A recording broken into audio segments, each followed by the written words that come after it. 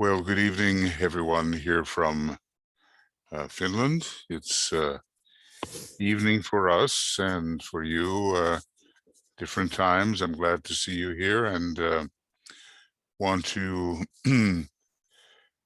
welcome you. And BL is riding herd here to help me get through these technical matters.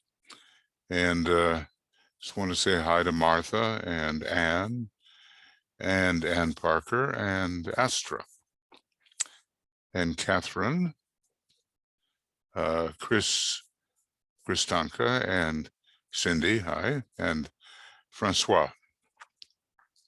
Also Georgina and Jane and Joan, Karen and Carrie and Mariana and Martine, Nesa, Pivy, and Risto, and it says here Reterdink and Vicky. Saturn, what does this say?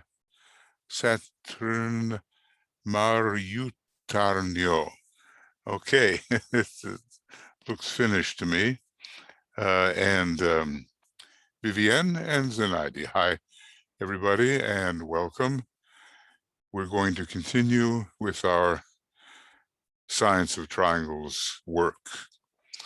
We had this morning the normal triangles meditation, and well, tomorrow we'll just see how we go. There is a schedule for Tuya to do some work with angels, I think, but we may not yet be able to start that, so we'll have something for you in the morning, and that will be, I think, and hope, a broadcast. But let's just see. We'll have to notify you on that one. Let's see here. I just want to quickly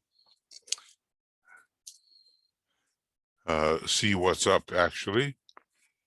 And looks like what's up is, yeah, calling angels. Well, that will be a special beginning, and I'm not sure that Tuya will be doing that, but she'll tell me.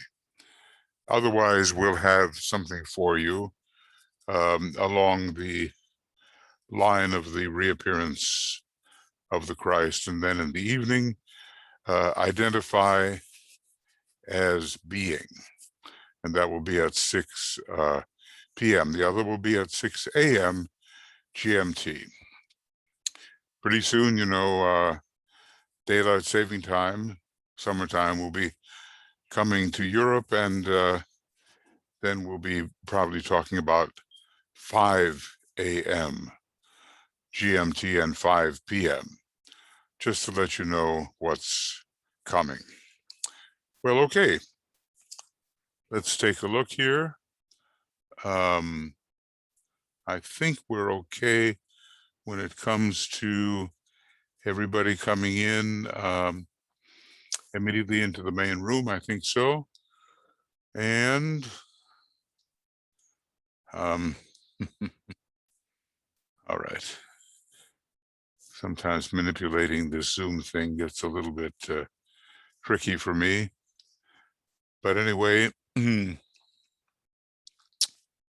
let's go. So,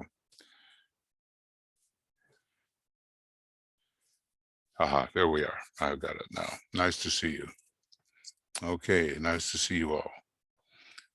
And we worked with crises last time and the various kinds of triangles that were appearing in crisis periods, whether covering the whole span of human evolution or the period of aspiration and basic ambition, or the period of discipleship and initiation. And maybe we remember some of the work that can be done under Leo, Libra, and Aquarius, that particular triangle. We remember that Leo rules that period about 3 million years after initial individualization, when the consciousness awakens to the fact that it is distinct. Before that time, there is not the real dawning of self-consciousness, but nevertheless, Leo is strongly involved in the individualization process, and that period is about 18 million years ago, we are told, 18.5 million years ago, when the Lords of the Flame came from the, it gets a little technical here, but came from the Venus chain of the Earth scheme into the Earth chain, and, in various different globes, finally winding up where we are and where so many people have taken individualization right here on this Earth globe of the Earth chain of the Earth scheme.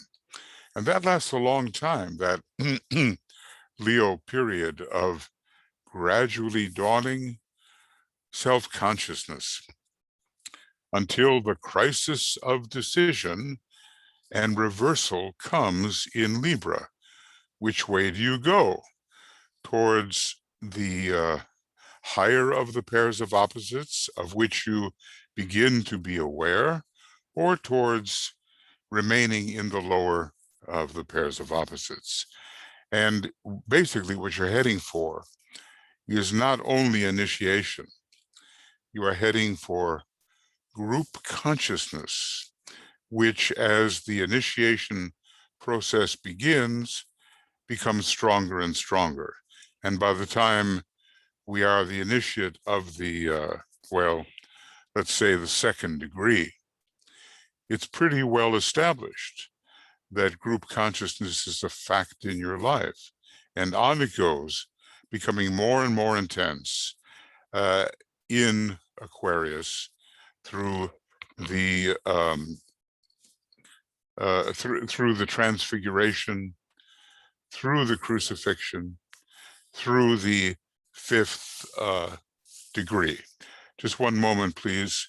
There seems to be a little interruption here, and I will, all right, lock him up. Lock him up. That was really a piece of good news, because if I may change kingdoms for just a moment, our favorite cat was lost for hours, but the cat came back. We thought he was a goner, but the cat came back. He couldn't stay away. So anyway, I'm much happier right now, in a deep soul sense, let me assure you. Oh goodness, I'll tell you what, Howie, if our solar angels get attached to us the way we get attached to our pets, they must have a rough time. Anyway, Leo, Libra, Aquarius. And what I call it here is from initial self-consciousness in the lower sort of bodily sense, to the reversal of the wheel, to group consciousness. Okay, so I think we may have discussed that just a little bit. There's so many triangles that you can generate out of this list of 7 crises. And that's what we were doing last time. What's the point of it all? Basically, our whole atmosphere is absolutely filled with ambient energies. You know what he says when you take the transfiguration initiation, you're figuratively standing on the mountaintop and you're looking towards the heavens, and there's this incredible passage of the energies which we the astounded or astonished, one of those words, disciple initiate can witness, and we know what they are, and we can begin to really use them. So what's the point of all this? It's using the energies available for the greatest good. And that will make of us the real occultists eventually, At first, we are the mystic, and the center of our focus is above the head, but gradually it descends down into the middle of the etheric brain, surrounding the pineal gland, and we become actually the occultists. And basically, when you're studying with Master DK, that's the destiny of it all. Okay. Now, and I always give my respects and gratitude to Starling David Hunter, for assembling all of these triangles that we can take a look at, and it's made life a little easier. Then you don't have to go digging for everyone, and he's done a lot of the work. Okay, now this is program 96, I think, or is it 97? Yeah, and we're on St. Patrick's Day. A lot of interesting things coming out of mystical Ireland, where the Bodhisattva school, the advanced school on the second ray, will be located, and it'll be very much under the supervision of the Christ, and probably a closer master who has to help take care of it. But it's going to be one of those really beautiful schools, and one is kind of reminded about that on St. Patrick's Day, even though maybe he didn't have such a good relationship with the seventh ray druids of the time. I mean, there were all kinds of deep occult mystical practices going on, but they were on the seventh ray, and he had apparently no tolerance for it. So as the story goes, and if you can understand the symbolism of it, he drove the snakes out of Ireland. Well, it sounds like he did a good thing until you begin to realize that the snakes were the initiates. They were the serpents of wisdom. They were the people who knew something about the occult lore. So, and then we went into the mysticism of Christianity, and only now, with the seventh ray coming back, are we recovering what was lost by that. Okay, now here's another, we're looking at the triangle Aries, Leo, Virgo. And what Starling has written down here, one of the 9 major triangles affecting consciousness in this cycle. Always watch out for the law of mutation, because what is operating in one cycle may not be operating in another. There's just constant change going on. To us, it looks like chaos, because we don't know the laws under which these changes are occurring. But to those who understand the cycles, it's all a very orderly process. So, and the page number on that is 485 to 486. And what I've been doing is, instead of just accepting the statement, we've been actually going into the context of where this triangle arose from. So let's read that, and I'll put it in a different color so that it does stand out as a reading. I like to do that, when I can. I'm a little color crazy, but unfortunately, this program doesn't give me everything I'd like to have here. Okay, so Leo, it's considered the most human of all the signs. Leo appears again in another important triangle And notice DK qualifying all the time. Always read his qualifications because it tells you about permanence and impermanence, okay? So another important triangle at this time, Aries, Leo, Virgo. A triangle, now notice what he says here, which potentially aids in inaugurating the new age. Well, right away, you're going to see Aries, aren't you? I mean, if you ever want to talk about getting things started, the Aries energy is the key here. That new age will be distinguished by a truly self-aware humanity. Notice how he's, kind of giving you the subtext. The self-aware humanity is under Leo, obviously, isn't it?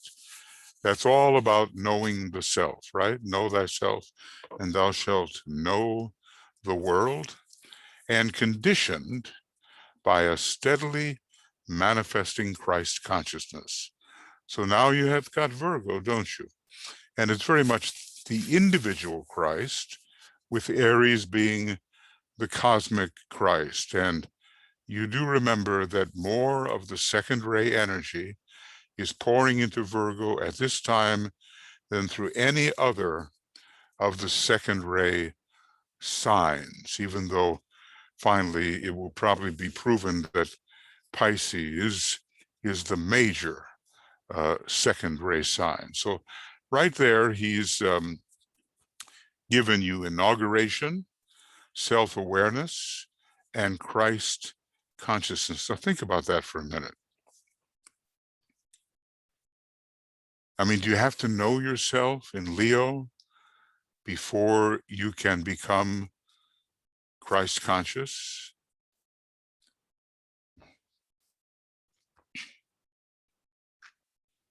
And, I would say yes, because to know thyself is to know the great duality between the higher and the lower pairs of opposites, and you're not going to be satisfied with just knowing yourself as a personality, which is the lower of the pairs of opposites.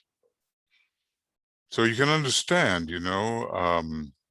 suppose you're counseling someone. Well, give them or help them get the courage to get into it. That's Aries. Fools rush in where angels fear to tread. That's Aries. And then have them really explore their whole energy system. That's Leo. And then help them determine the head of the Sphinx, which is Virgo over Leo, really, the body of the woman, who in this case is the soul, the head of the woman, and the body of the lion. So it's very useful for people to use this to get into the Christ consciousness. The potency of Aries, as it initiates those happenings which will set in motion the causes that will produce the new age. Okay, so not only the cause, but setting the causes in motion. Aries has a tremendous impulsive force, can be seen today in the trend of all the new movements, in the formulation of the various world orders. Everybody's starting some kind of group or other, or some kind of project which is meant to improve things. In the discoveries of science, get into it, penetrate into it, dare to enter it.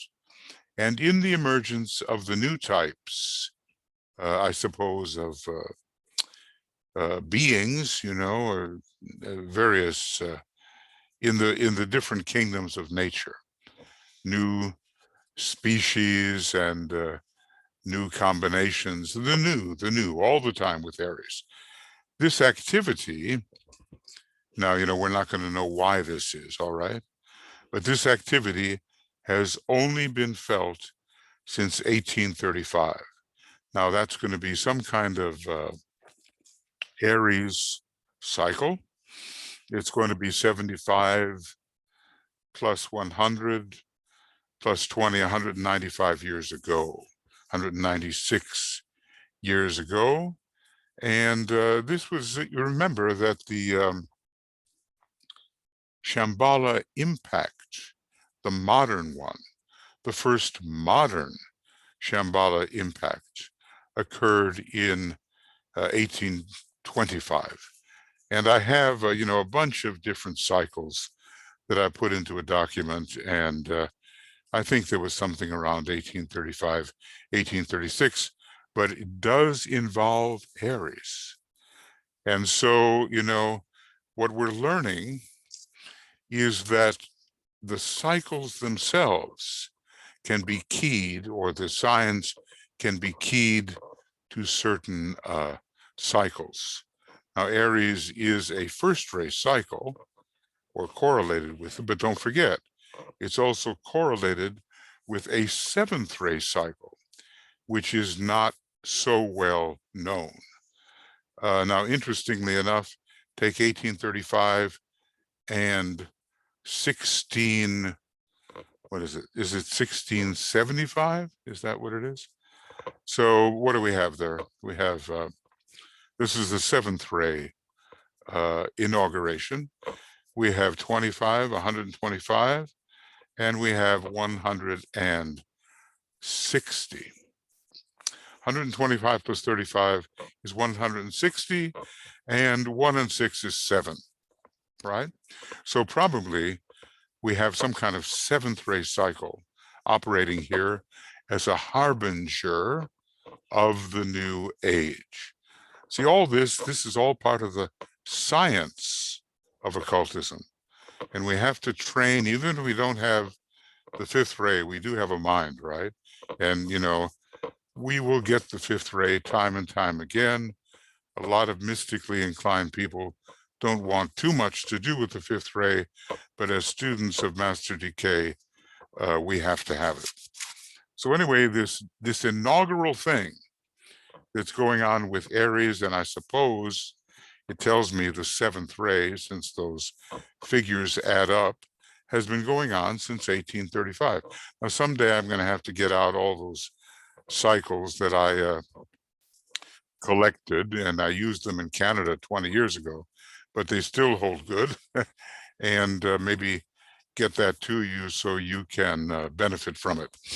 The potency of Leo can be traced since then in the vast numbers of people who are achieving the integration of the personality, very seventh ray in a way, and becoming self-conscious. That's Leo, okay?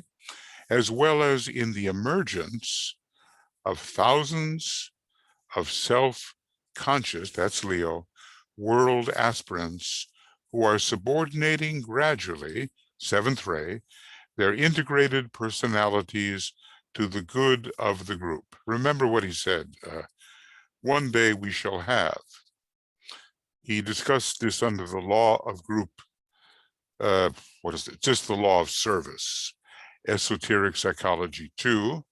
He called it leadership of the group by the group, a very seventh ray thing. But you have to have a lot of self-conscious people in such a group in order for it to work.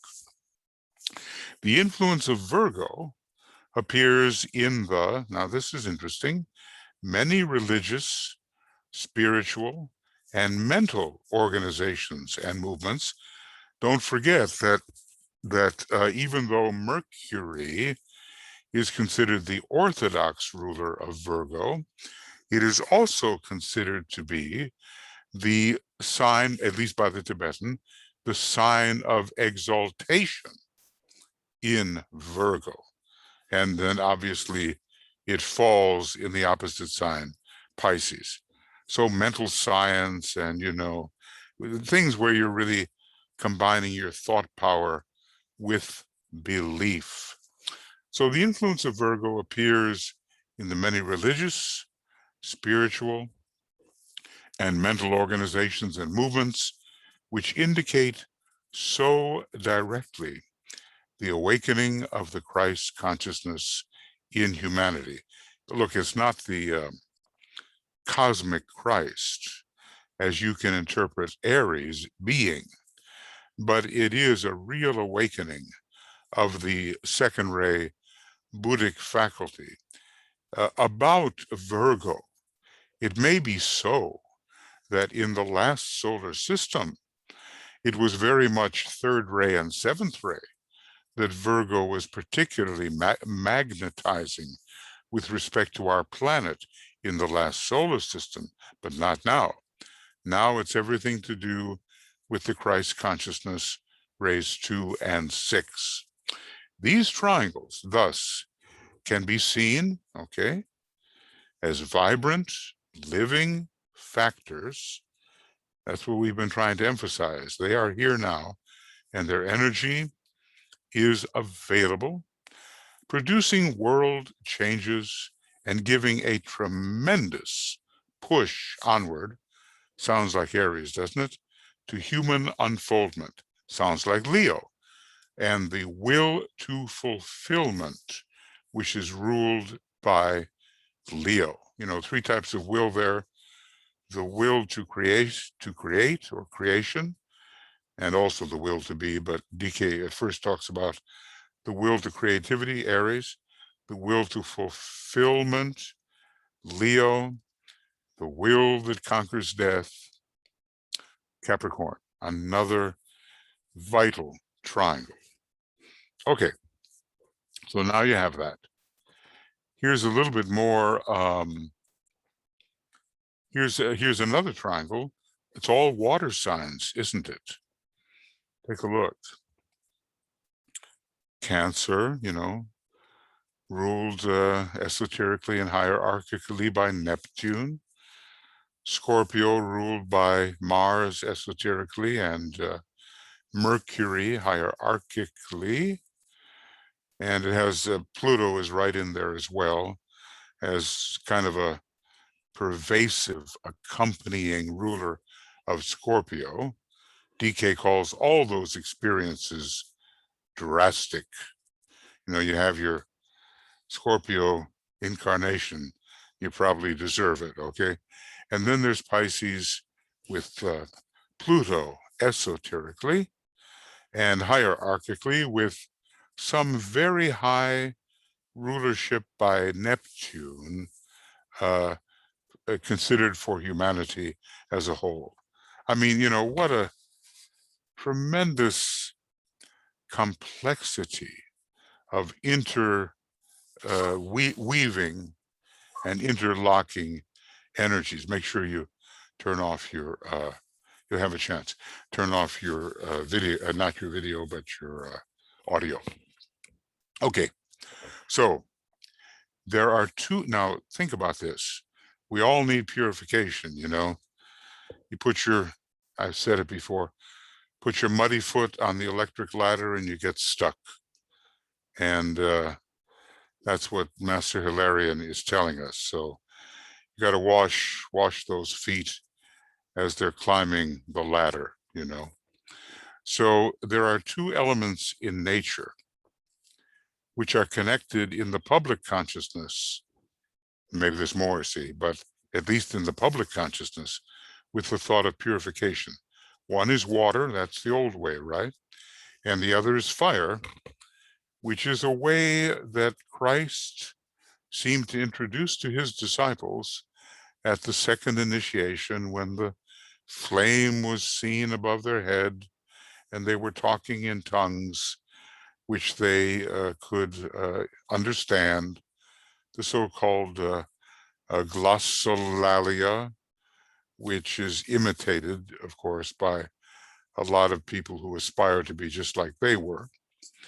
It is in this connection that the water signs, Cancer, Scorpio, Pisces, are interesting. They have a lot to do with discipleship and with different phases. I mean, I could, you know, tell you that humanity as a whole enters the human kingdom under Cancer, and it gets tested under Scorpio, and it makes its way into the kingdom of souls under Pisces. So right there is another one of those triangles that goes from the beginning of being human to the necessary testing of the first, second, and third initiations, and with plenty, going on in the fourth initiation as far as Scorpio goes. But Pisces is what makes the bridge into the fifth kingdom of nature. Anyway, DK says, these water signs are interesting, and the fire signs, Aries, Leo, Sagittarius, warrant study. Is there a difference between being interesting and warranting study? Well, if DK is interested in it, I guess it warrants study. Fire all now look at this. This is really an interesting idea and important in our general improvement. Fire always carries forward esoterically that which water has begun. And now we have entered a period when the second initiation, I'm not saying it won't be preceded by fire, by water, but it is consummated by internal fire. So, like I said, that is of relevance to people like you and me, because the great majority of the Tibetans, say 50, 51 students gathered into his outer groups and group, were heading for the second initiation. Now, if that is the case for them, there's no reason why we shouldn't, in general, consider it to be the case for us. Because after all, the truth of the matter is, they were not exceptional. They may have had quite a karmic link with Master Decay, because families become ashrams, But, we're a lot like those people. And once you take that second initiation, now consummated under fire, then you're ready for really rapid progress. It's almost like an hourglass with 2, 3, 4 real fast, and then widening out into the fifth, sixth, seventh, and so forth initiation. And as I've said before, and it's hard to believe, but that second, third, and fourth initiation can be taken in the same life, and he says probably will, or in the next.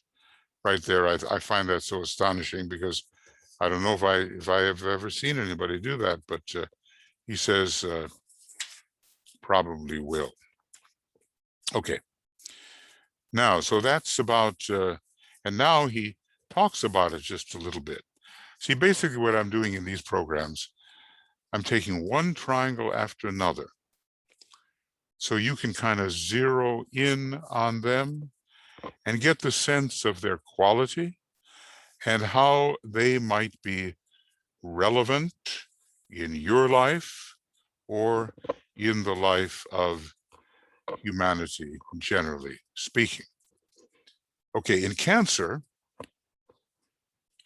the purificatory waters of experience begin their beneficent work, with the so-called, what Master Moria calls, the near ones, the people to have and to hold, and the family group, and those with whom one is very closely personally associated. There's a lot of grief there, and a lot of experience, which ends up leading to detachment, which every Cancerian unit, including humanity as a whole, really has to learn. Okay, this is begun upon the cardinal cross. not the final cardinal cross, but the initial cardinal cross, because that cross deals only with wholes, therefore with mass experience. Now remember this very interesting thing. The first individual incarnation is taken in Pisces. The mass incarnation of humanity is taken in Cancer. And there is a difference. Go forth into matter is the Pisces aspect, and what is it? Let isolation be the rule, and yet the crowd exists, and that is under Cancer, and it's for everybody, and it was a long time ago. Now, people like you and me, we may have been individualized in Lemuria, but chances are a great number of the current disciples are moon chain disciples, having individualized in the moon chain when Cancer, or in the previous solar system, when Cancer ruled the first half of the previous solar system, just the way Virgo ruled the second half of that system. And by the way, look, do take notes about what you would like to discuss, because it's just too much to remember at the end. Jot something down if it is of interest to you. So we're talking about watery purification now. In Scorpio, the purificatory waters of testing and trials are applied. Remember, the Ancient One drowns and goes to the bottom of the lake and then is, reborn. This takes place upon the fixed cross, the peculiar testing potency of Scorpio is found in the first three initiations, and then in other ways at the fourth. This takes place upon the fixed cross, and their effect, the tests and the trials, is drastic in the extreme. Now, we just do know that the one thing Master DK does not do is exaggerate. He is reserved in that matter. And so when he says a word like drastic,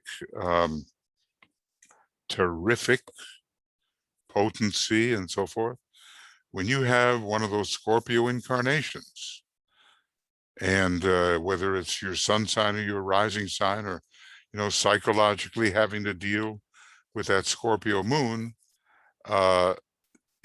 it's really potentially very heavy upon your personality consciousness, though I'm sure the soul is much relieved that such a thing can finally take place.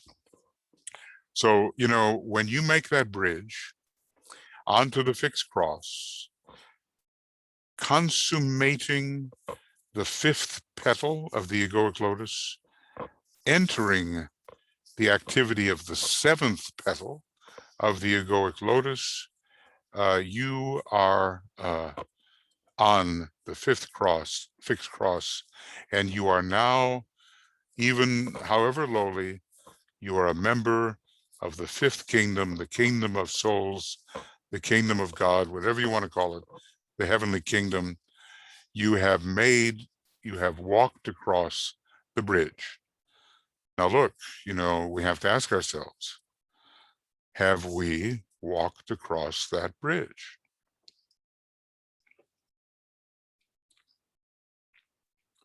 And are we, truly, even if newbies, members of the fifth kingdom? And generally I'd have to say yes, because in that nice big blue circle, which Keith Bailey drew for us. It's the Tibetan chart, but Keith filled it in with the colors.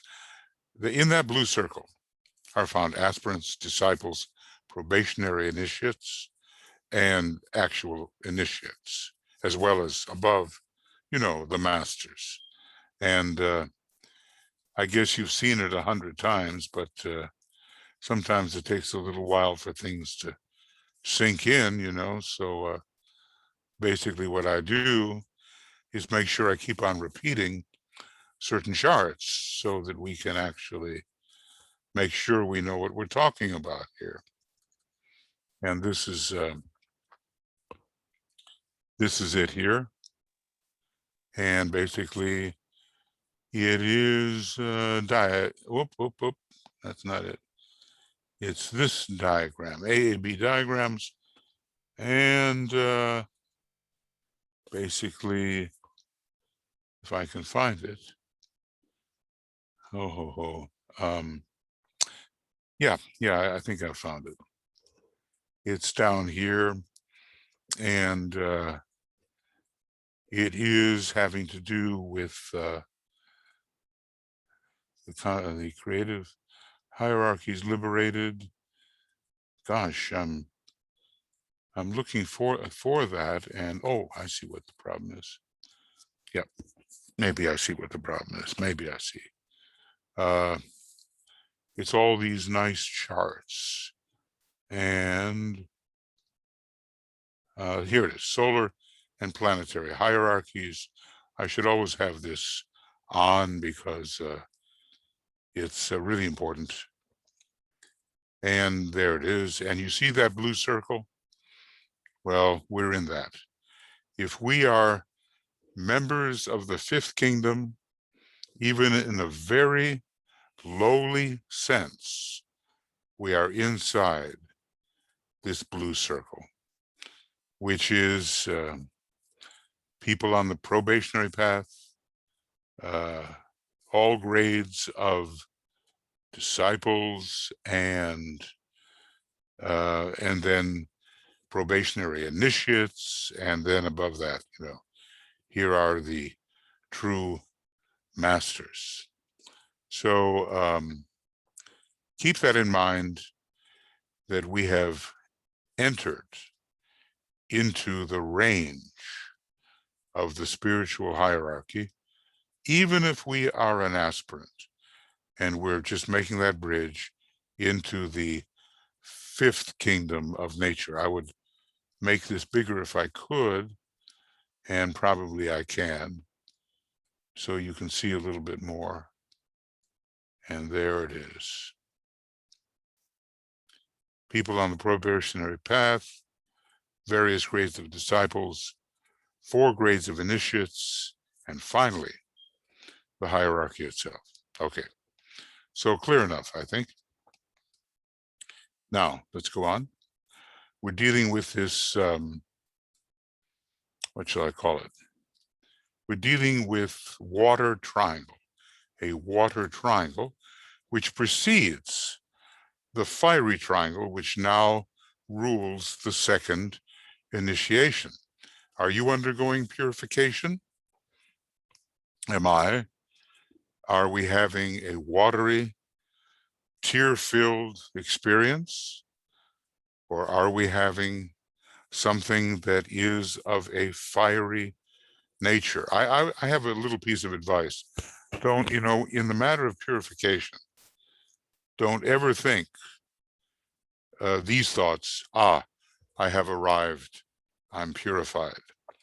Not until, what goes on page 169 or so, 166 to 69 in Cosmic Fire, is there a monad with a body of flame? Then you can talk about purification, and not before, as being maybe no longer necessary. But take a look. Here's the planetary logos, who is just, just way, way ahead of us.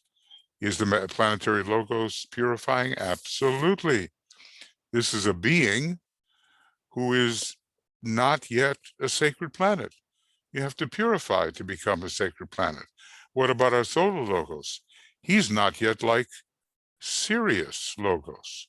Is he purifying? Yes, because he's still on that path of the minor solar logoi. And on it goes, you see. So don't ever think, now I've arrived and that's it. And, I talked to some well-meaning people and they said, oh, Saturn and Venus are together. Now all my karma is over. Well, I've got news for you, okay? Anyway, in Scorpio, terrific tests. There was a man who was a Taurus. He was getting into a lot of trouble. His initials were LUT. I forget, maybe love and understanding or something.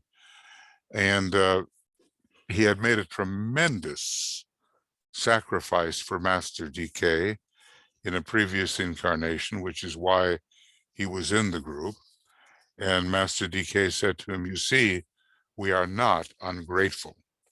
But he was having a very glamorous time of it, and DK had to advise him, look, you better seek out your company among men and not women, because you are, too susceptible here.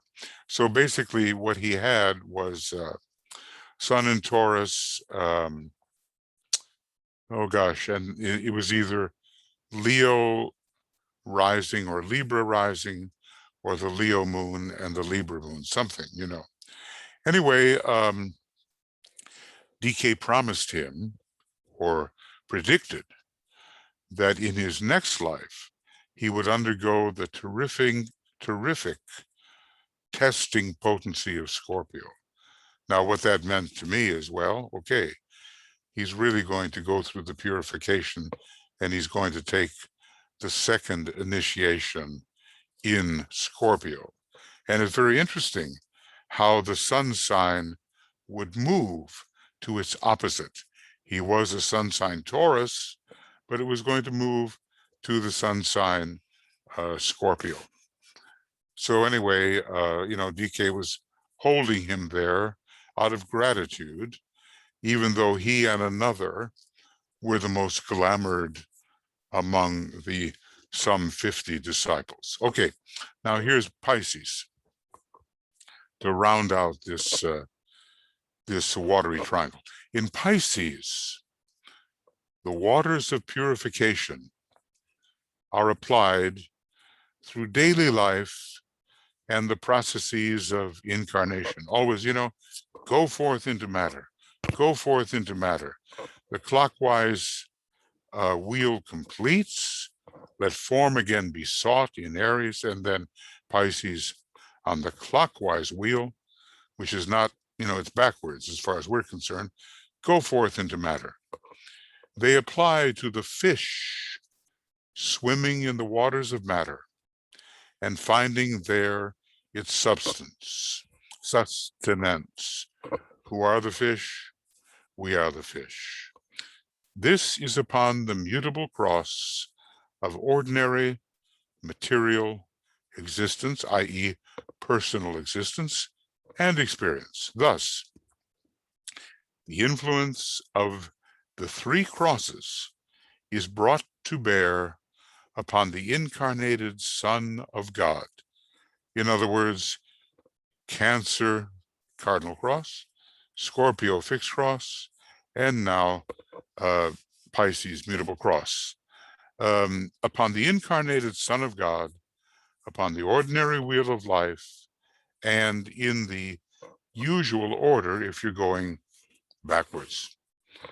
Now, but upon the wheel reverse, which is what we usually call Aries, Taurus, Gemini, etc., the fire takes the place of water and burns away all dross. Now think about that. When you reverse the wheel, which is happening all the time under Libra, because there's such a strong Uranus as the esoteric ruler of Libra, then now you're going in the counterclockwise direction, which we judge to be the normal direction of the signs, okay? Purification of the entire nature is thus achieved gradually. See, so look, in your purification, in mine, in those of those you know, is it a watery experience? Are people sort of weeping their way into cleanliness? Or is it a fiery experience whereby the contaminants are burnt away? What is it for you? Because believe me, neither I nor you are finished with our purification. If the planetary logos is still purifying, you can bet we are too. What is it? Is it burning, or is it washing away in the watery sense? What is it?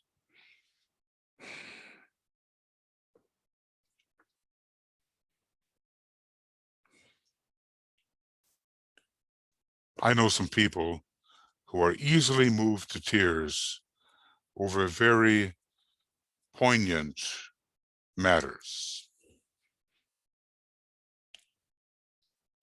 And those tear glands, in astrology, this is a piece of concreteness.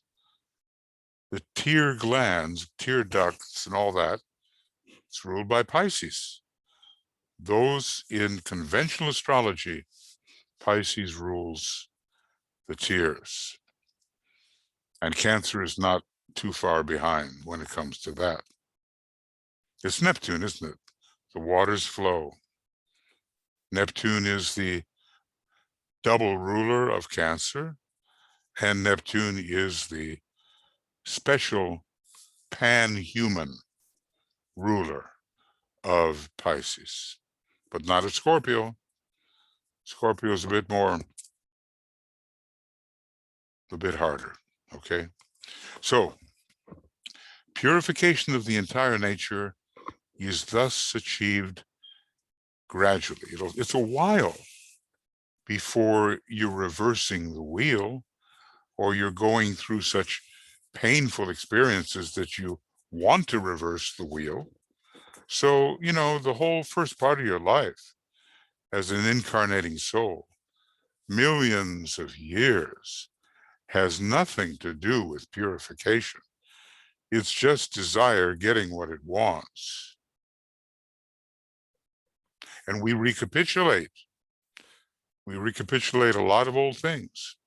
So when you look at your life and you've gone through certain phases, try to realize that those phases, however brief, through which you are passing, are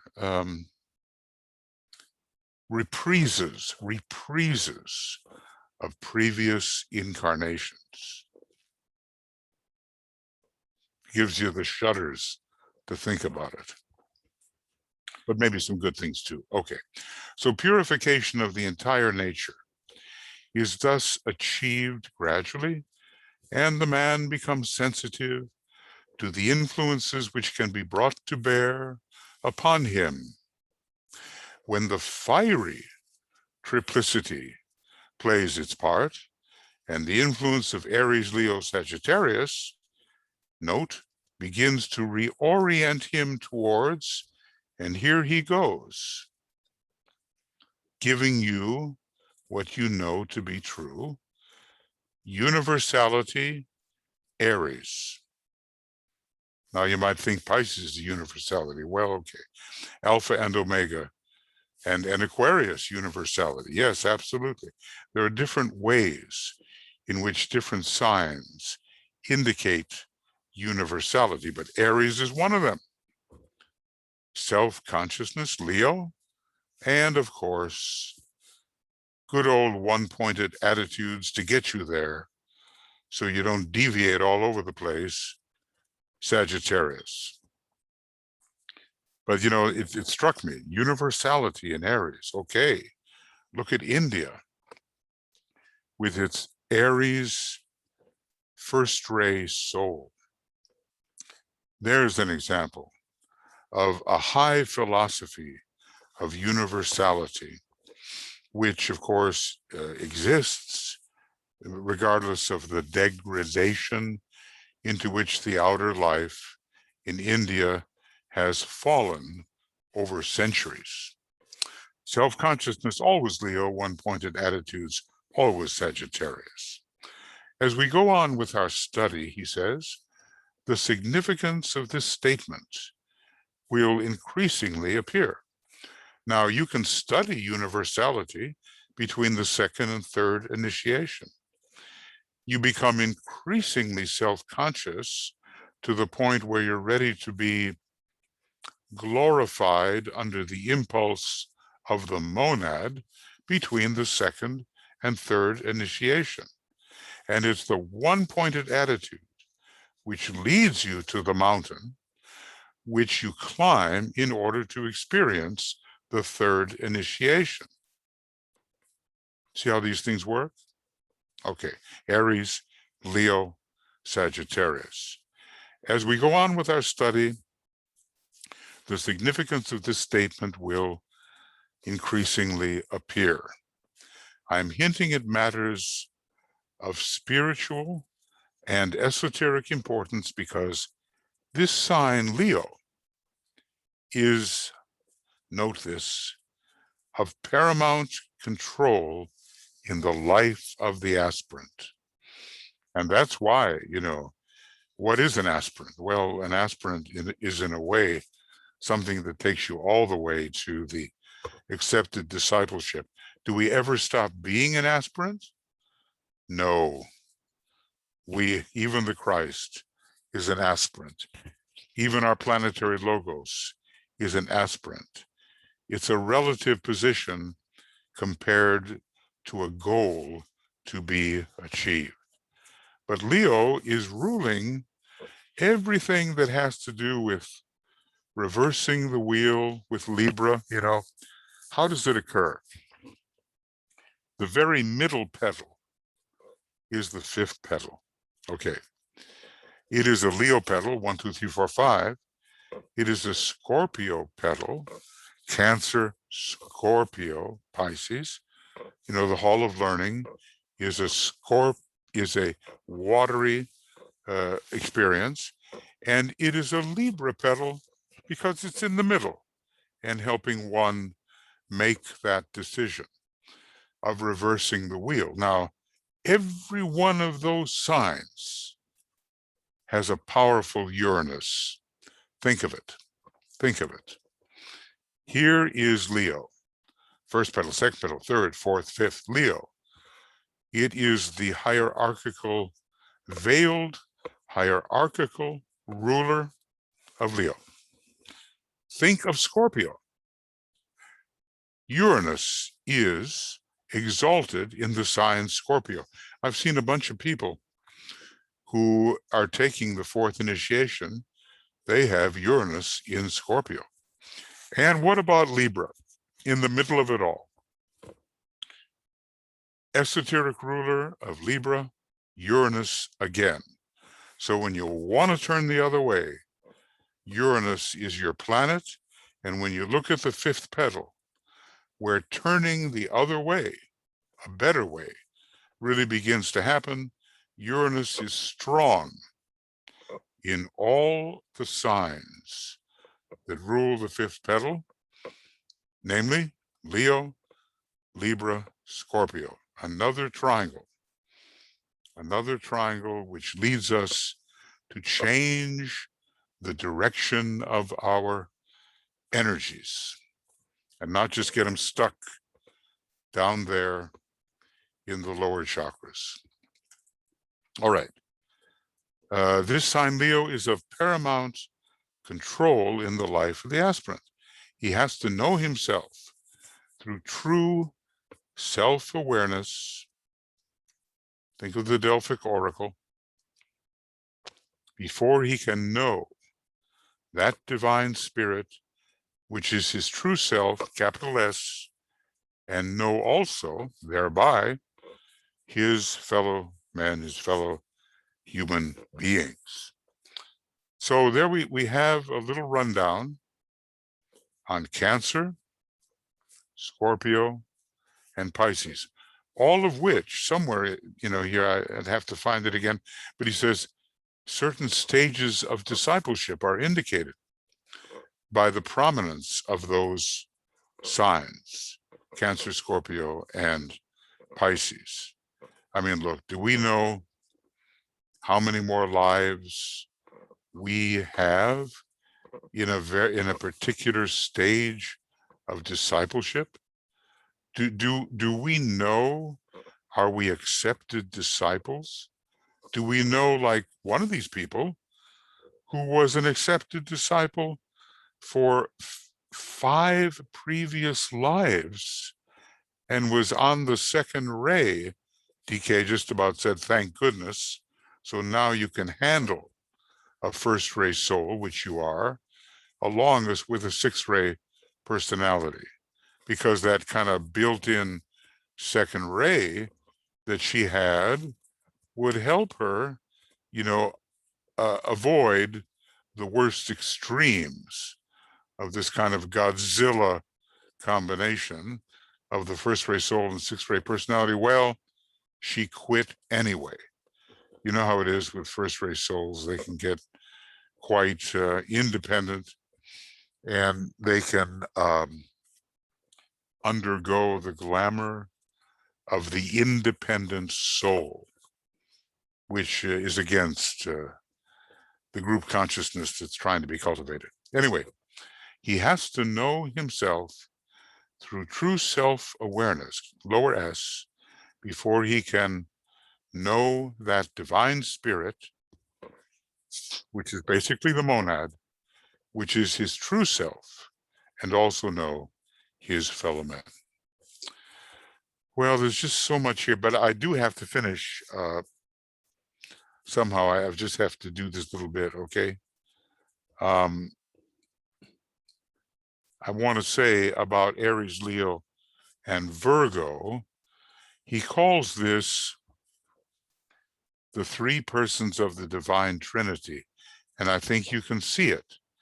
So Starling put it down as page 194, and we went to that page. And because obviously you need the context to understand. See, if these energies can become more living to us and more usable, then this study will be of value. And we don't want to just have a bunch of thoughts. We want to be able to apply these energies in ways that are really useful for others and for ourselves. So Aries is the focal point of the expression of the first aspect of divinity, the will aspect, and we know now and always qualify that at this time, more of the first ray comes through Aries than through any other of the first ray signs. That would be Leo and Capricorn. And he says, look, even if you don't have first ray in your ray chart, that if you have an incarnation in or under Aries, it's going to strengthen the will aspect in your nature, because the first ray will be given to you astrologically, you see.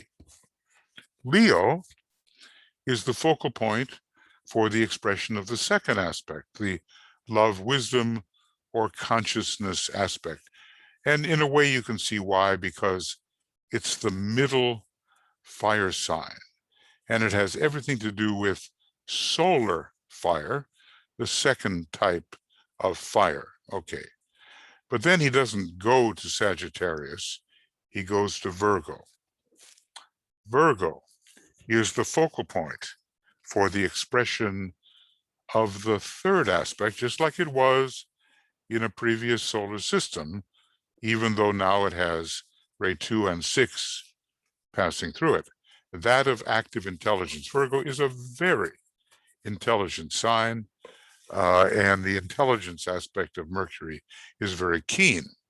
In that sign, the highest function of matter is symbolized, and a lot of purification of matter, as we know, occurs with fastidious Virgo people. Of course, a lot of it will depend on the ray as well. So that's our Father, Son, and Holy Ghost. That's our Aries, Leo, and Virgo. That's our 1, 2, and 3. That's our get it started, know yourself, and then know your higher self, the head of the Sphinx, and not just the body of the lion. And this is going to be very important as the Christ consciousness comes in more and more, as we feel his approach as he nears. Virgo in its higher aspect will become very important, and there will be a redemption of matter. You know, a lot of Virgo people, they take a lot of drugs. They experiment with all kinds of substances. They like, somehow they're connected with the whole chemical reality of life. But now we're talking about a different type of transformer. We're talking about the Christ consciousness as the uplifter and purifier of the material aspect. And you don't try to take those chemical shortcuts, which can just, be very damaging to you in the long run. Okay, well, I think that'll have to be it for right now. You know, obviously, I'm not going fast here, except I am ramifying, if you know what I mean. I'm making a lot of connections, which I would like to see all of us learn how to make, because it would be a step toward developing the first and second aspect of pure reason. The first aspect of pure reason has to do with the abstract mind, which will be the focus of cultivation for the next 2,000 years, 5 sub 6. The second aspect of pure reason is in a way much loftier and has to do with the true intuition of the Buddhic plane, which is not so easy to reach. I mean, if we think for a moment that basically we can reach the Buddhic permanent atom or the atmic permanent atom, we cannot. It's too high. But we can set the antikarana along the direction of those sources, and we can receive from them as those higher vehicles are built. The Buddhic vehicle being built particularly after the third initiation, and the atmic vehicle completed after the fourth initiation. So let's see, BL, do I even know when we're meeting again to deal with this? I know hold on, let me check the new schedule that we just got. Okay, is it a monthly? Okay, so. It's the master schedule that was just released for March through May. Good. And today is the 17th, so when's our next signs of triangles? I'm looking. Probably going to be an AM, I guess.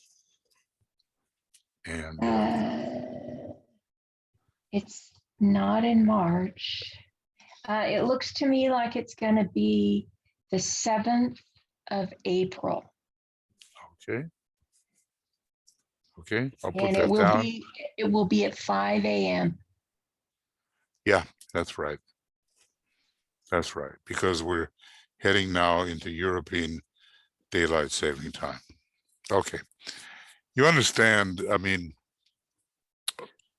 I guess what I have to say is to think about what Master DK knows is an overwhelming project, and to think of the contrast between what he knows and what he's conveying to us is a humbling project, because he can only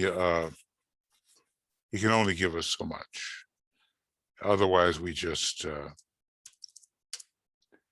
we're just overwhelmed, and probably a lot of us even are overwhelmed given what he has given, you see. But never lose confidence, because what a man has done, man can do. What the human being has achieved, all human beings can do. So, and the Christ said, greater things shall you do than I do now. So just forge ahead in the knowledge that you are growing constantly in ways that you probably can't even realize. The growth is happening beneath the surface. And of course, we can't keep pulling ourselves up by the roots to see if we grow, that would be, or it wouldn't work, right? It wouldn't work.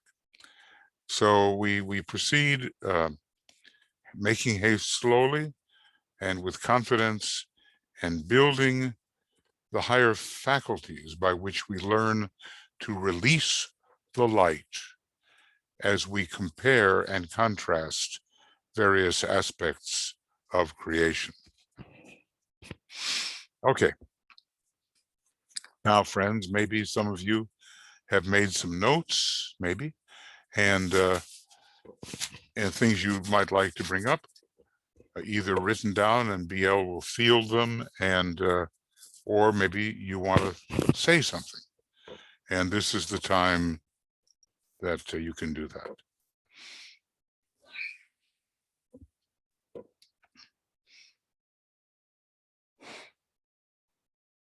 Okay, Karen's got her hand up, so She wants to speak. Yeah, okay. yes, Karen, go ahead. Thank you. Michael, usually you say that we can ask a question about what's relevant to the reading or anything else, because everything is connected, right? Yes, you got me on that one, Karen. Absolutely. Yeah. Well, I'm always grateful that you say that. But I have a question that I've been thinking about, and I would like to know from you what you think. And it's about and it's related to the season we're in. It's a correlation between the events in the life of Jesus and the initiations, according to Bailey. And I want to know if the crucifixion and resurrection are considered to be the fourth initiation and the ascension the fifth, or is the crucifixion the fourth and the resurrection the fifth? I'm confused about that. Yeah, okay. The crucifixion is the fourth, and the first resurrection, which is not really the final resurrection, is the fifth. The true name of the fifth initiation is the revelation.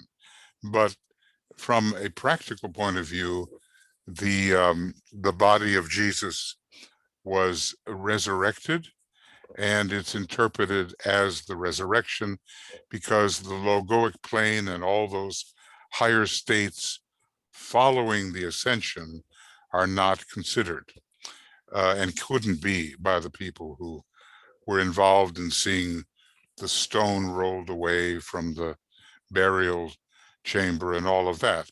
So it is the first resurrection. The ascension then becomes the sixth initiation, and the true resurrection becomes the seventh initiation, where, in the symbolic language, Christ ascends even further than the monadic plane, and he is in a way resurrected onto the logoic plane, where he sits at the right hand of the Father, which basically tells you he has complete access to the council at Shambhala via the resurrection, the final resurrection, or at least, well, I can never say final, but the one that follows the nominal resurrection, which is really more justly termed in occult terms, the revelation, whereby the initiate, who is now a master, well, he sees the paths on the way of higher evolution that he can take. That is the main purpose of the revelation of the 7 or 9 ways ahead. But meanwhile, in a preliminary sense, there was a resurrection, even though that's not the final name for that particular initiation. Is that So, well, clearish? okay, so the crucifixion is the 4th. Absolutely. The resurrection, which you call the 1st, is actually the 5th initiation. Yes, yes, but it should be finally called if it is carried through to what it's really for. It's called the revelation. Yes, okay. And then the ascension is considered the 6th in Correct. the daily. Okay. Correct. Absolutely. Thank you. That's Yeah. helpful. You know, Leadbeater said in his book, The Hidden Side of the Festivals, he said that the ascension and the Pentecost combined to make the 6th or the 5th. The 5th actually is what he said. So that was partly confusing to me. I don't see why he would say that. I mean, as DK said, he definitely was a man of attainment, no question. But he says some things, you know, and you just have to put it to the test. And once DK said, look, I wrote Initiation Human and Solar. Now, I have no interest in being acclaimed for that, but Leadbeater got his information from in the book, The Masters and the Path, basically from my book. So I just do that to guard the teaching, he said. Well, So, thank you. That's yeah. very helpful to me because I just wanted to be sure. Yeah, and that's fine. Look, and like I say, occultism is one great sphere of knowledge, the knowledge side of it. And we can ask anything and get to any other thing. We can go anywhere within this sphere, and light can break forth if you know how to get there. And I'm not saying I always know how to get there, but I have the confidence that one can get from point A to point X, wherever point X is, and light will break forth. Thanks. Okay, Karen, thank you. Other things, folks. Kenneth. I don't Things on your- see anything else yet. I don't see any chats or I don't see any hands up right now. So Anything guess on you your were mind? crystal clear as mud. Anything on your mind, you know, in this field of occultism? Like I say, you know, it may be that what I said has an effect, which is illuminative or not. But the point is that these moments when it's up to you, you can ask or discuss anything you want to in the field of occultism. So if there's anything on your mind that you want to discuss, any burning questions and things like that, I can always do my best to try to give at least some indication of where a sufficient answer may lie. If you have anything like that. Gosh, I've got loads of questions, you know what I mean? Okay. Vivian says, I'm a newbie to these wonderful teachings. I do not relate easily to the idea of coming from the moon chain. Are there other ways here?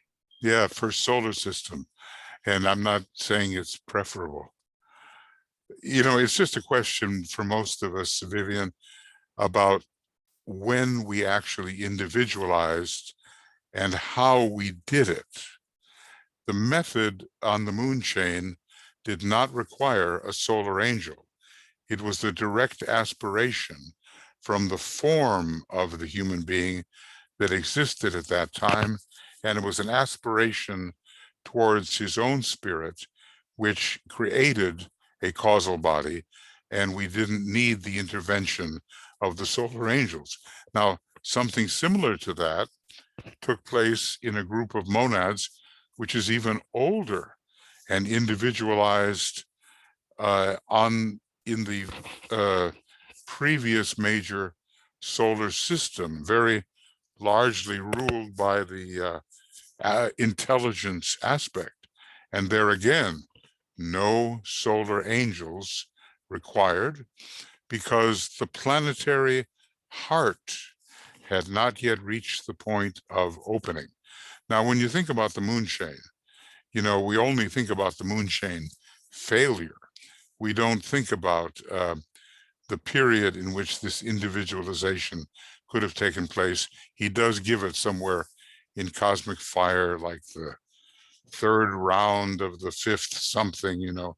He tells us when man was individualized, and it's just a fact. There's a whole intelligence aspect that is built into moon chain humanity, which is characteristic of the modern disciple.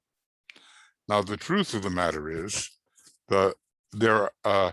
it's rarer to have Lemurian humanity in a discipleship stage, because they just individualized much later, even though some of them have actually made it into the hierarchy. And the foremost of them is the Lord Maitreya himself, whose progress, the Christ, whose progress has been unparalleled. So if we have kind of a, you know, kind of an off-putting reaction to the word moon, we have to think about what it really means. It has now, there is no really living moon chain. All of the life has been transferred into the earth chain. And in the place of what was the moon chain is now the Saturn chain. And let me show that to you. If I can get there, huh? I think I can maybe get there. But it's interesting, you know, picture's worth 1,000 words. So let's just see if we can, let's see if we can get that. And you'll see what I mean. That doesn't mean we understand it. We see it. We don't necessarily understand it, but we will. Just have confidence in that. Understanding is always coming. Okay, well, that's number D. I want to get F, and this is these are the ones Tuya created. And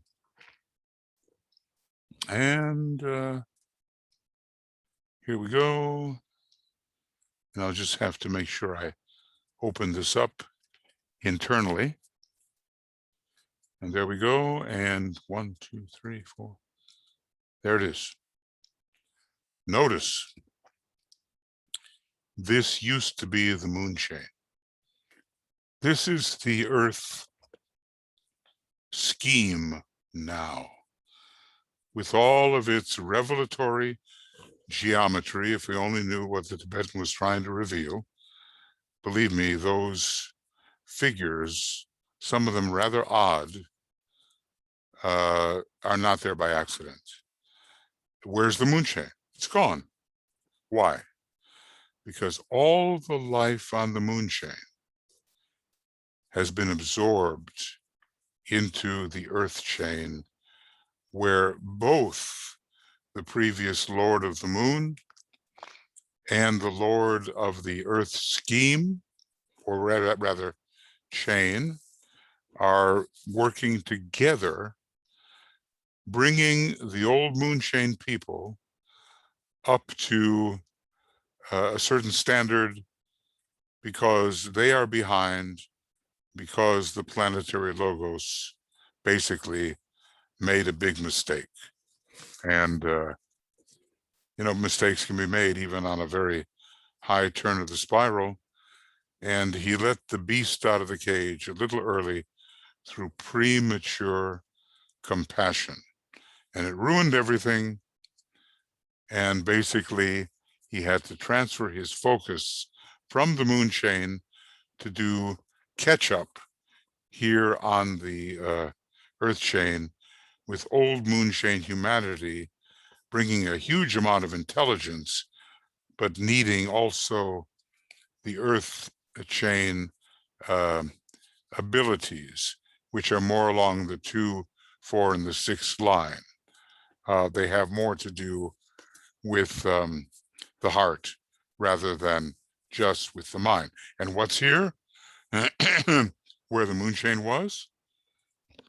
It's the Saturn chain. What do we know about it? Nothing. Basically nothing.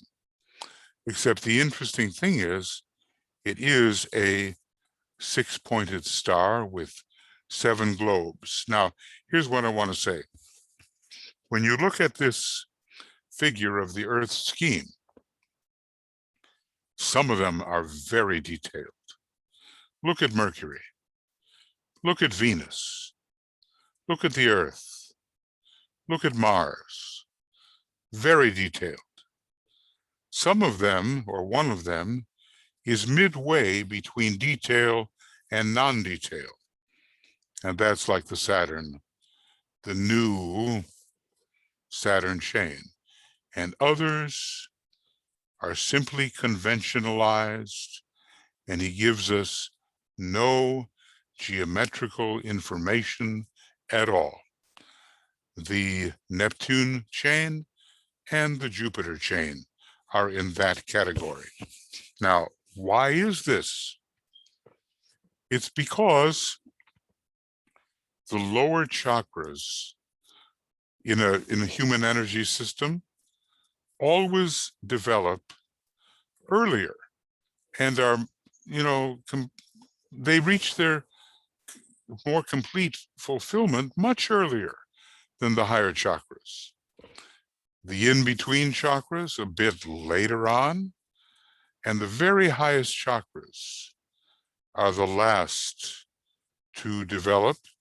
And it's the same with these chains, because chains are chakras in the planetary scheme.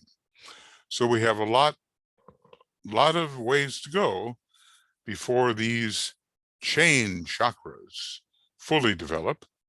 And then, of course, if you're looking at the sun, the solar logos, if I can find it, there it is. Again, schemes are chakras, and some of them, if you look closely, highly developed. The geometry looks more complete. And all of these schemes are like chains. They are chakras in the solar logos, and their geometry is very interesting. And we have to, be able to get in there and say, what is it telling me? Look at how the Mercury scheme is shaped compared to the Venus scheme. Oh, they look alike. No, they don't. These 3 are inside a triangle in Venus. And in the Mercury scheme, the same kite is there, but the wheels are outside a triangle. Why? Why is that? Now, when you look at Vulcan, it's a little different. It's like the Earth, but these point downward and these point upward in the square. And notice that these 3 here, I'm hoping you see what I'm doing. I think so. These 3 here point towards an apex. Well, these 3 do not point downward towards an apex. They point downward towards a flat area of the square. Is it significant? Yes, it is significant. And then you get up into these very high chakras. You can say the oldest of all the planetary schemes are like the Uranus scheme, the Neptune scheme. What does he tell us about it? Nothing.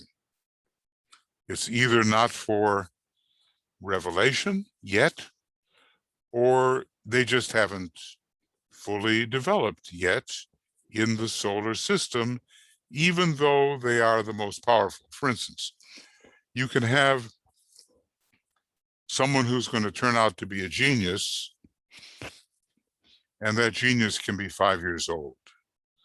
And one day it will be a full flowering genius. But right now, he or she is 5 years old.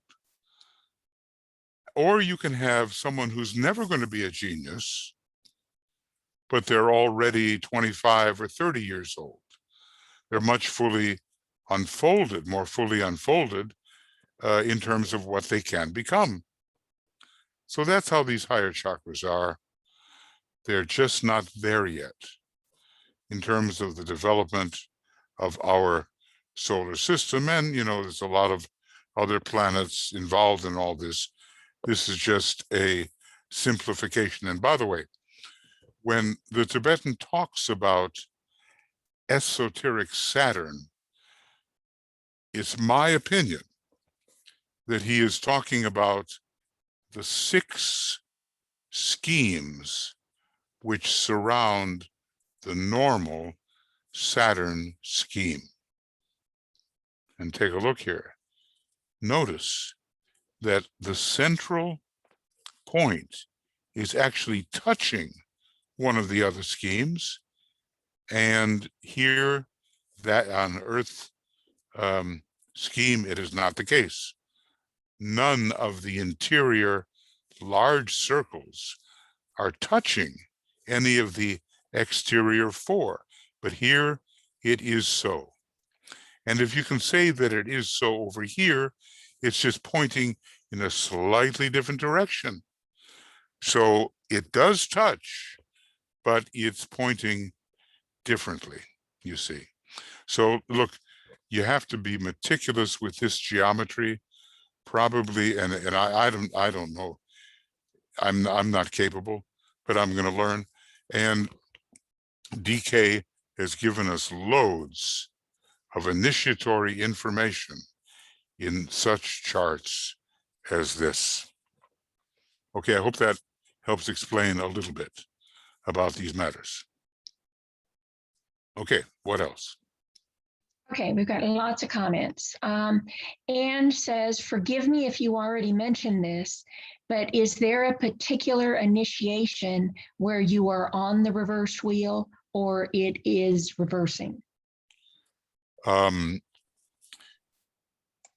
Let's just say there's different ways of looking at the reverse wheel. Right as you are taking the first initiation, the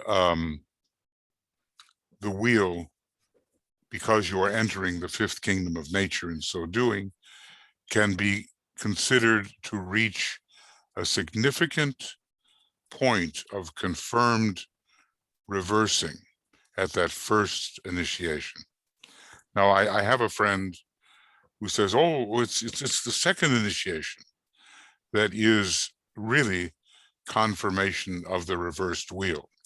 I would say that from the time you begin to struggle in the 5th petal and you just fall out of your tower, it reminds me of some buildings I can think of right now, but you fall out of your tower and you hit the ground and you say, there must be a better way than this. And you start to realize that there is a higher of the pairs of opposites. You are already reversing the wheel. When you reach the first degree, there is the first real confirmation that you are stabilizing upon the reversed wheel. And when you reach the second initiation, and especially that period right between the second and the third initiation, where you face the temptations on your own level, not the way Christ did, but okay, on your own level, and you win those temptations, you are on the reversed wheel heading into the Syrian initiations, which you are now really allowed to take because you have proven yourself. So I would say, if you want to know when you're not going to turn back, it's after the midway point between the second and third initiation, that the first confirming of the reversal is going on at the first initiation, and the beginning of the reversal occurs when you fall out of your tower and get all banged up, and then begin to realize I can strive towards something higher, the higher of the pairs of opposites, and you become a true aspirant. So, those 3 points are important points for reversal, in my view. That's all I can ever give you temporarily, is my view. Okay. All right. And Joe said, Yeah. oh, sorry. Sorry. Joe says, will you elaborate on the gathering of the disciples in the upper room and speaking in many tongues? Many people practice speaking in tongue today. I think of this as one of the earliest evidences of the moving of the spirit in the etheric field. I haven't found a DK mention of this. Well, he does talk about the upper room. He does talk about the second initiation, which is baptism by fire, in relation to the upper room, which is, now the triangle Aries, Leo, Sagittarius, which we have been studying. And the Holy Spirit, which is the third aspect of divinity, was actually invoked by the Christ and sent to descend upon the gathered disciples, allowing them, throat center, right? Third aspect, to begin the sort of translation from the spirit world so that anyone would understand them.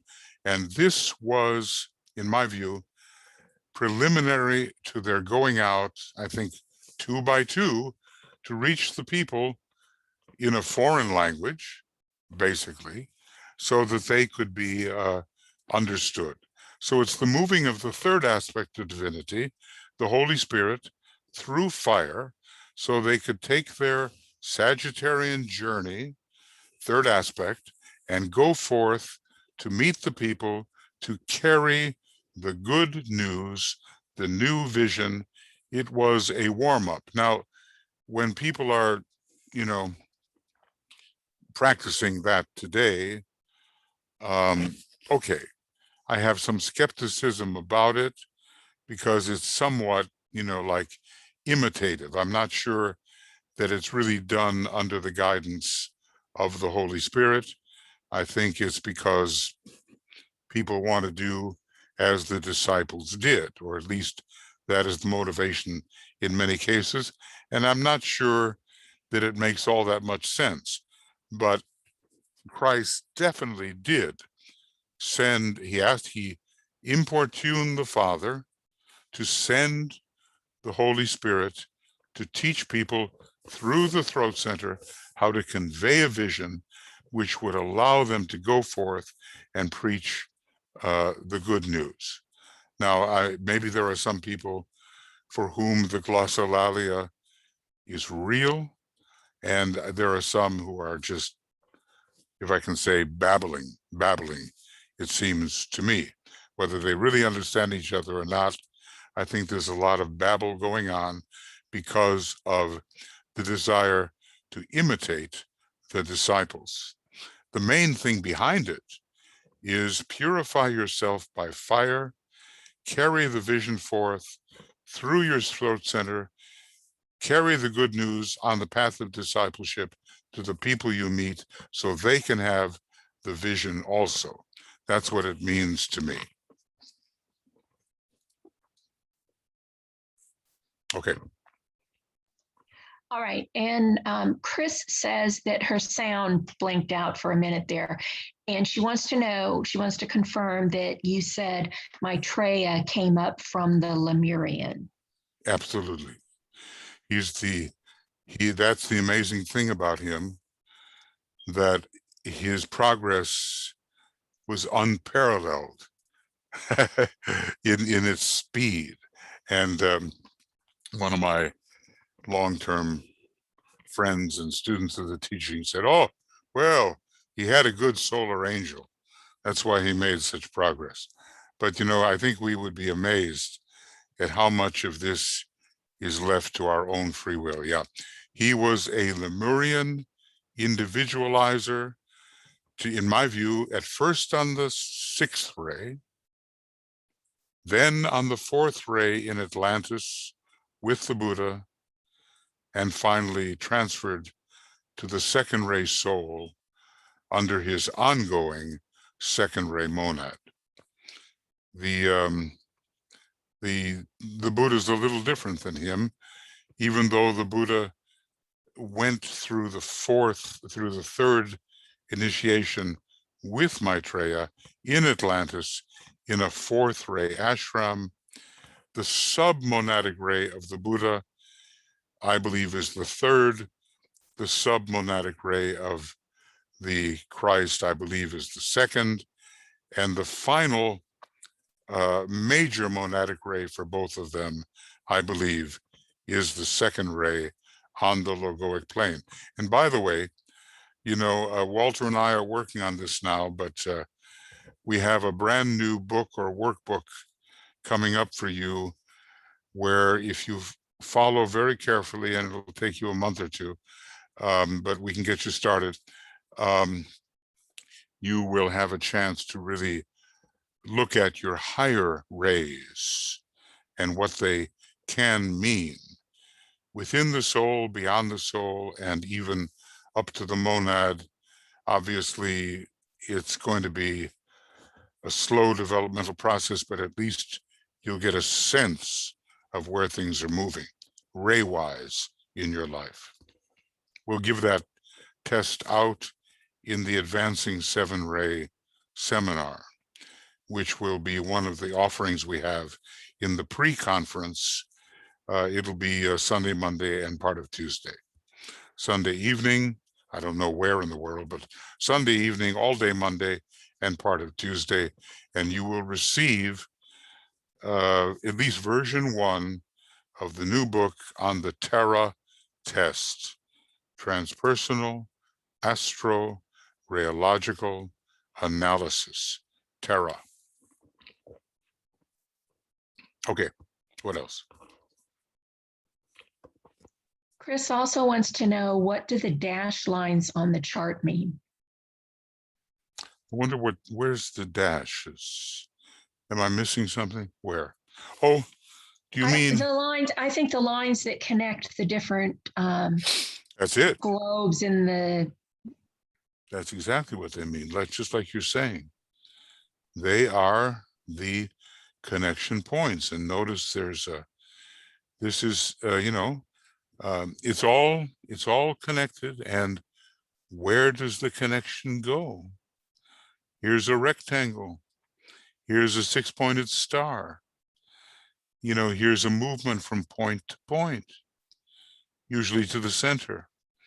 Here's Uranus and Neptune schemes connected, and all of them connected to the main big Saturn scheme, esoteric Saturn, but also to just the Saturn scheme itself. So basically, the answer is, as Biel said, connections. Okay, but those connections are actually solid lines. The only dash line I see on this particular chart is up at the top. Well, maybe it's from the solar logos. And the question is, to what degree is there the gathering in of all of his scheme chakras in a way that he's totally managing them. Usually dashes mean incompleteness. A process is in process. If there are other places where there are dashes, I don't see any. Aha, here's one. Here we go. And here is the Saturn. Aha, very interesting. So basically, from these four outer chains in the Earth scheme, incomplete processes are at work that are going to the very center of the scheme life of the Earth logos. These other ones look complete. It looks like you don't have to have the process of establishing the connection. The dashed lines are connections in process of being established. That's my take on it anyway. Okay. Okay, and then, and please excuse me for butchering your name. Pavi says the way you related the petals on the egoic lotus to the astrological signs opened up some new ideas. So is it so that all the petals can be related to the signs in similar manner, i.e. counting clockwise and anti-clockwise? Yes. Only the knowledge, love, and sacrifice petals, 9 altogether, or also the innermost petals, adding up to 12 synthesis petals? Well, there are three synthesis petals, but each one of them is related to one of the 3 circles of petals in the ninefold demonstration. The ordinary petals in the knowledge, love, and sacrifice petals, the 9, each one of the synthesis groups is related to one of those particularly. And that's where the 12 comes in. And finally, 13, it's like the Christ is at the center of it all. Look, I have that book out, which is an ebook. It maybe takes a long time to go through, but I go through every petal and its astrological potentials, both in terms of signs and in terms of the planets and the rays. Every single petal I go through in that way. So, and here's what I want to say. You can count the number of a petal in the clockwise movement. You can count the number of a petal in the counterclockwise movement, and you can see, in other words, you can see the astrology of the petal that way, either of those 2 ways, or you can say that the knowledge petals are Earth, starting with the cardinals, Capricorn, Taurus, Virgo. The love petals are water, starting with the cardinal, Cancer, Scorpio, Pisces, and the sacrifice petals are fire, starting with the cardinal, which would be yeah, I think fire will do it. Aries, Leo, and Sagittarius. But don't forget, you have for every petal 3 major signs, because you have going clockwise and counterclockwise, and that air, the air is God. The synthesis petals are air, starting with the cardinal, which would be Libra, Aquarius, and Gemini, or, we'll have to figure out how we do that.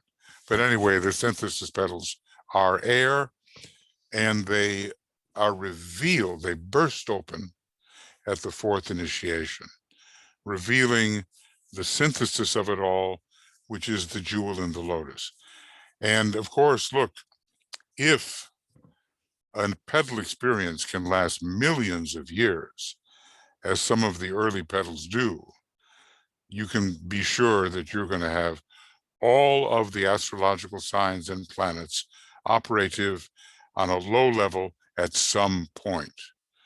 Some of the middle petals, they last shorter, and the sacrifice petals, after all, are the most rapid to open up. Nevertheless, you can look at them in terms of quite a number of energies, and I've done that. I think what I've done mostly is take every single sign and say, how would it operate in this petal? Even though one or two or three of the signs might be most prominent, I take them all and say, is there a way that this petal would relate to these 12 signs? And what about the planets? I do that too. How would this petal be influenced by planets at an early, middle, and later stage? And what about the rays? How would this petal be influenced by rays? 1, 2, 3, 4, 5, 6, 7. Mostly I've tried to be inclusive and mention all those possibilities in the opening of the petal. So, do you know what petal you're working on? Or anybody? If you're taking the first initiation, you're working on petal 5, 6, 7. If you're taking the second initiation, you're working on petals 6, 7, 8. If you're taking the third initiation, you're working on 7, 8, 9. And they have different rates of opening. So, you can look at your astrological chart and see what's strong there, and look at your rate chart and get an insight into how you are dealing with the demands of a particular petal. But let's just say, well, there's a lot to say, so I don't want to get into it too much. But by the time you're ready for the third initiation, all 3 sacrifice petals are fully open. And that happens relatively fast. How do I know that? Because DK says that the second, third, and fourth initiation can be taken in the same life or in the next. That means fast opening of the petals concerned with those initiations, including the synthesis petals. So it seems like a lot of technicalities, I know, but once you get the hang of it, it all starts to fit together. And you can help yourself and help others by saying, what are you working on? What are you really working on here? And it'll come clear, and you'll be able to do a better job. Okay. Anything else? We have a number of thank yous, and I did post in the chat box where they can find your webinar commentaries on the egoic lotus there on Makara. Yeah. And Pivy says, thank you, Michael. Are these many fantastic charts you're showing available for download somewhere? Oh, okay. Let me find the link for that, because yes, they're on Makara. They're usually in the left sidebar.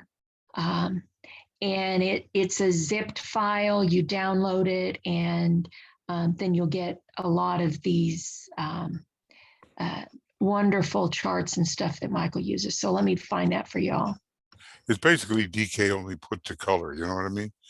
These are DK's cosmic fire charts.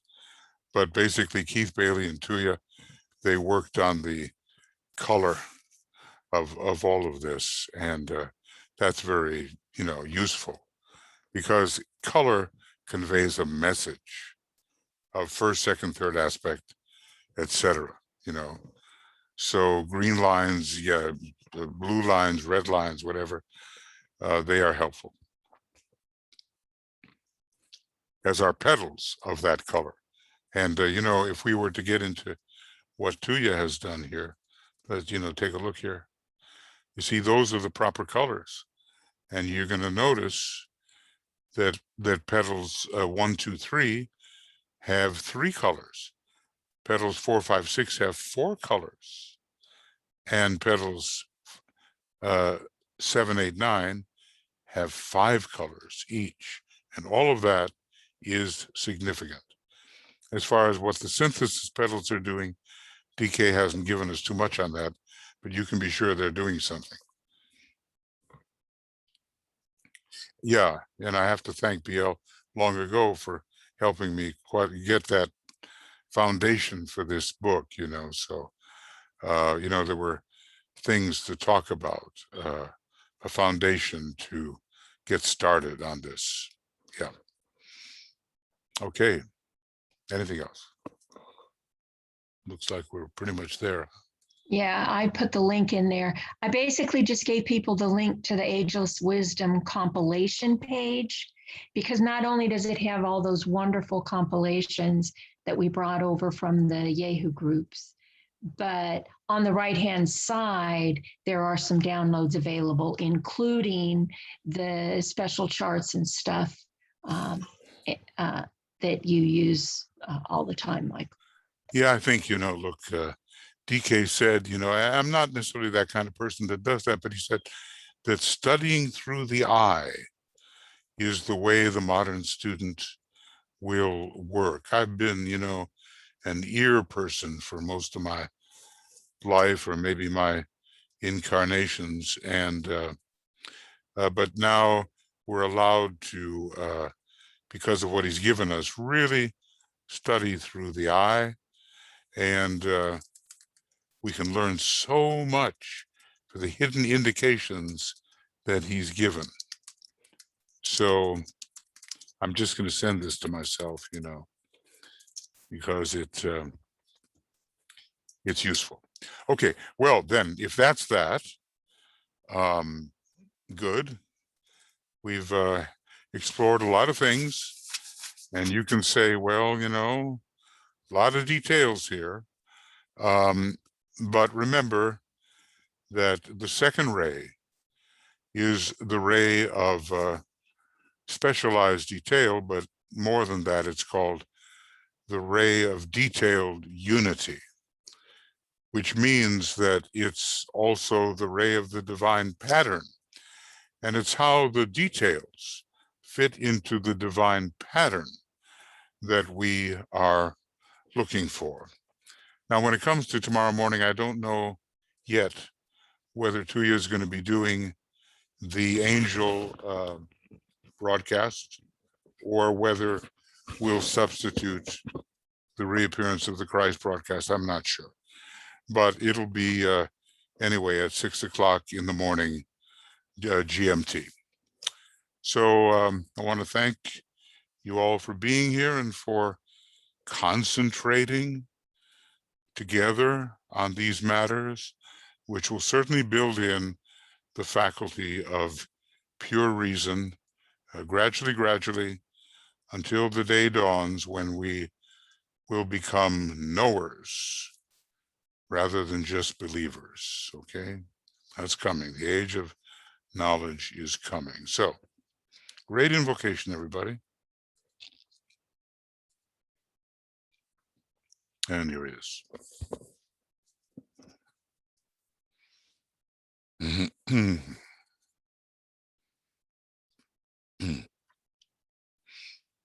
From the point of light within the mind of God, let light stream forth into the minds of men.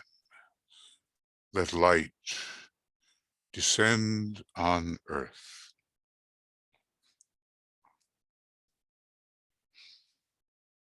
From the point of love within the heart of God, let love stream forth into the hearts of men. May Christ return to earth.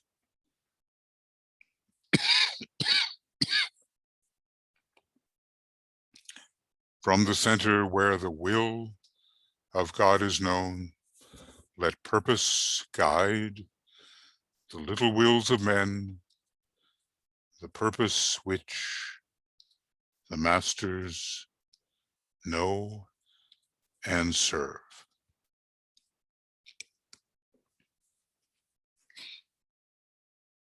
from the center, which we call the race of men, let the plan of love and light work out, and may it seal the door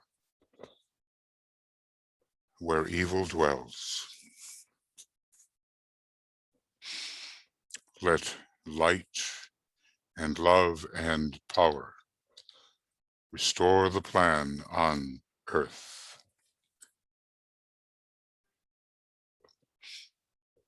Oh.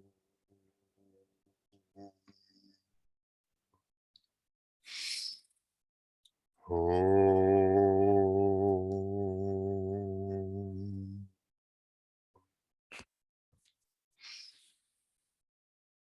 Oh.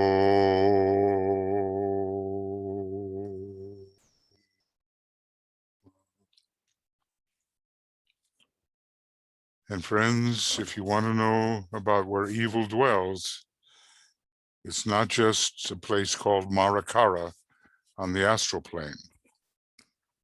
It is also in certain chakras in our energy system, which should have been long sealed away before now.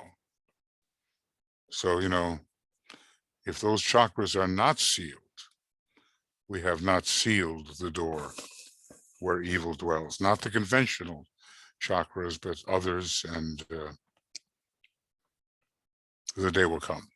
Okay, well, thank you very much and appreciate your presence, and we'll see about what we do tomorrow morning.